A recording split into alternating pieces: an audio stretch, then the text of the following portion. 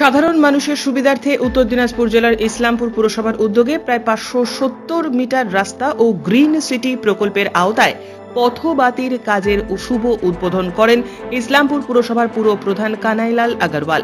এছাড়াও উপস্থিত ছিলেন ডেপুটি ম্যাজিস্ট্রেট কমল কান্তি তলাপাত্র সহ উপপৌর প্রধান জ্যোতি দত্ত সহ ইসলামপুর পুরসভার একাধিক কাউন্সিলরেরা।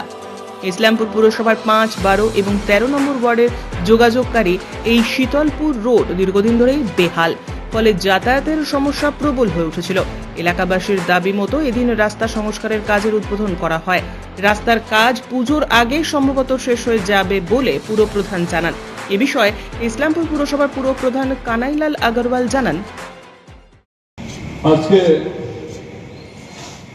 এখানে এই শীতলপুর রোড একদিকে 5 নম্বর ওয়ার্ড, একদিকে 12 নম্বর, আর 5 আর 12 শেষ হবে, তারপরে শুরু হয়ে গেল 13 নম্বর। আজকে এখানে উদ্বোধনী একটা রাস্তা এবং ইলেকট্রিক পোলের একটা আমরা উদ্বোধনী একটা কর্মসূচি আমরা এখানে একটা রেখেছি।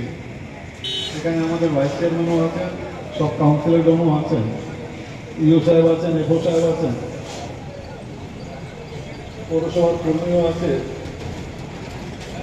এখানে এই যে রাস্তাটা, এটা 570 মিটার রাস্তা, এটা 23 লাখ সামথিং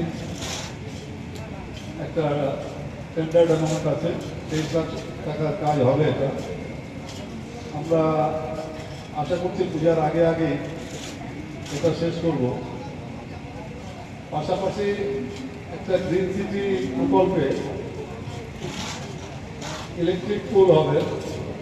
যেহেতু এই রাস্তায় 11,000 ভোল্টেজের লাইন গেছে, যেখানে যে লাইন যেভাবে গেছে তার অপোজিট সাইডে এই ইলেকট্রিক পোলগুলো ইনস্টল হবে।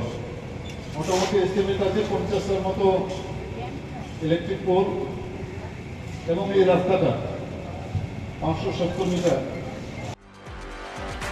উত্তর দিনাজপুর থেকে অনুপ জয়সওয়ালের প্রতিবেদন, নিউজ টুডে।